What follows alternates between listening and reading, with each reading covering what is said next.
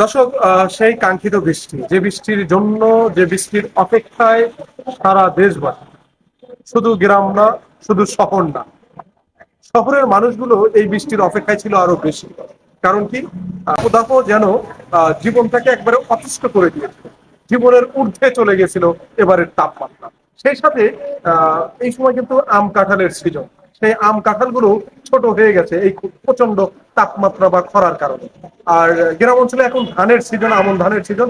সেই ধান চাষিরা যারা কৃষক, তারাও কিন্তু আল্লাহর কাছে প্রার্থনা করেছে যে এবার যে তাদের ফলন, সেই ফলনটা ভালো হবে না। সবার কথা হয়তো বা আল্লাহ রাব্বুল আলামিন সবার মধ্যে যে কারো একজনের কথা শুনেছে। আর সেই কারণেই আজ গভীর রাত থেকে সেই আল্লাহর রহমতের, বরকতের বৃষ্টি কিন্তু ইতিমধ্যে হাতির ঝিল, আমরা এই মুহূর্তে হাতির ঝিল এসে দেখলাম যে বৃষ্টি পড়ছে, রহমতের বৃষ্টি। অঝরে সেই রহমতের বৃষ্টি আপনাদেরকে একটু দেখাবো। দর্শক, সেই কাঙ্ক্ষিত বৃষ্টি, হ্যাঁ, অঝরে বৃষ্টি হচ্ছে হাতির ঝিলে। আমরা দেখতে পাচ্ছি বৃষ্টির মোড়ে, বৃষ্টির ভিতরেই কিন্তু আসলে অনেক যানবাহন যাচ্ছে।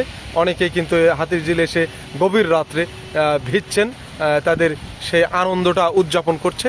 কারণ এবারের বৃষ্টিটা খুব কাঙ্ক্ষিত বৃষ্টি ছিল, অনেক আশার বৃষ্টি ছিল। কারণ এবার যে তাপদাহ হয়েছে, এবারের তাপদাহটা খুবই ৭৬ বছরের ইতিহাস ভেঙেছে, এতটাই তাপমাত্রা ছিল সারা বাংলাদেশ ব্যাপী। দর্শক, দেখতে পাচ্ছেন যে মানুষ যেন আবার নতুন করে তাদের সহনীয় জীবন ফিরে পেল, বা গাছালি বা পাখালি যারা আছেন, তারা কিন্তু নতুনভাবে আবারও জীবন ফিরে পেল নতুন উদ্যমে।